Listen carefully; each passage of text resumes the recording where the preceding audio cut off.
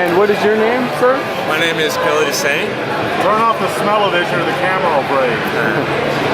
And what zine are you from? Actually, I do books, zines. I do a wide assortment of things. It's called Phoney Publications. And I do like mini chapbooks, I do zines, and we're doing broadsides as well. We have a website, you know, so I do the design on that as well. It's trying to be like a multi-thing, you know. So is your zine more literary zine then? Or? I would say so. It would definitely be a literary thing, although I would probably classify it as anti-literary. It would fit into the classification of fiction or poetry, but the themes and the content of the actual works are contrary to what most people would consider to be fiction or poetry. If that makes sense. Do you have a specific drive to what the zine is about, or is it just however you feel? Basically, I'm looking for writers and artists, and I promote their work, and I'm looking for people who are into the same, who are into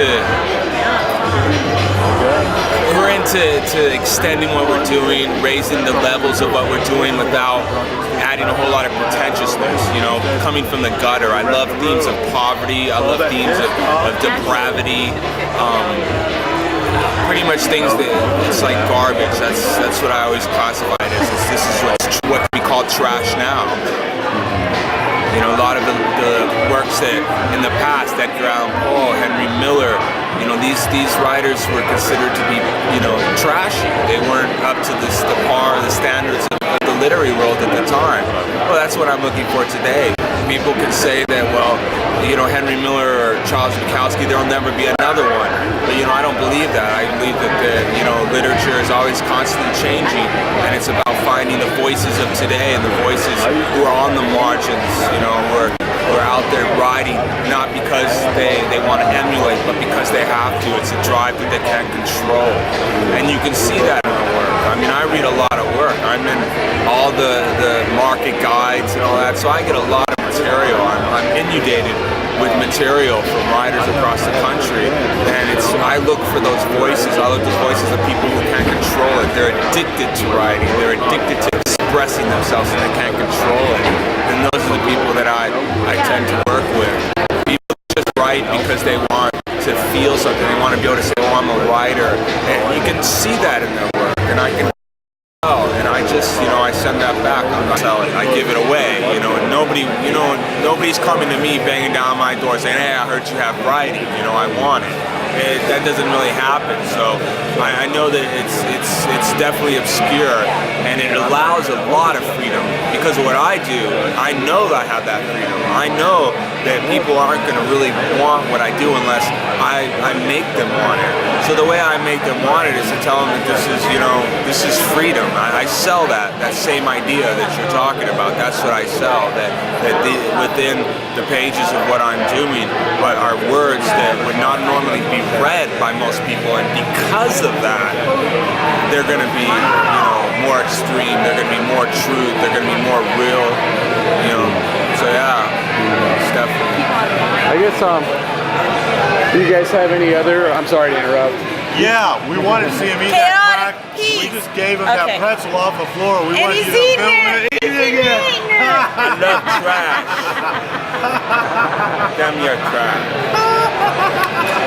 How do you guys feel how Zinecon has turned out this year? It's been a lot of fun. Yeah, I've been doing a lot of conventions like these for about on and off the last 12 years. This is a lot of fun because they let everyone, as long as people don't destroy the place, people are responsible for what they're doing. They can set up whatever they want, the way that they want. And I think they should. Unlike, say, a lot of conventions where it's saying, this is your table space, you can't have anything higher than 8 feet, anything more back than 6 feet. You can't bring beer, you can't do drugs, you can't fuck on top of the tables, you can't do this. We like doing that. It's supposed to be fun because it's supposed to communicate something, not merely express idiot ideas. Did you get the shirt?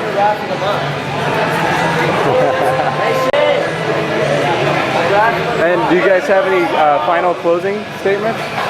What? I'm sorry? Chaotic Some peace may final reign closing forever. statements? No, I'm afraid I'm too young Chaotic for peace that. may reign But I'll be forever. back next year with a flamethrower just to liven things up again. I think we should bring that.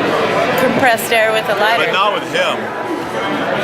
No, we're gonna kick his ass on the way home and throw him out in the That's what desert they somewhere think. in a hole. Yeah, they may have beat my ass last night, but Yeah. they We get one tried shot. really You hard. get one chance to kick my ass. After you kick my ass, We will take whatever chance, have I'm whatever prepared. time to do I'm prepared for that. I'm totally You're prepared. not prepared. We trashed our room just like Mick Jagger did, okay? I tried to drive the car to the swimming pool like Brian Jones. Now this is the man you need to be talking about. This is the man you need. This is the creator of Mike, the Satanic Raccoon. Dave Martinez.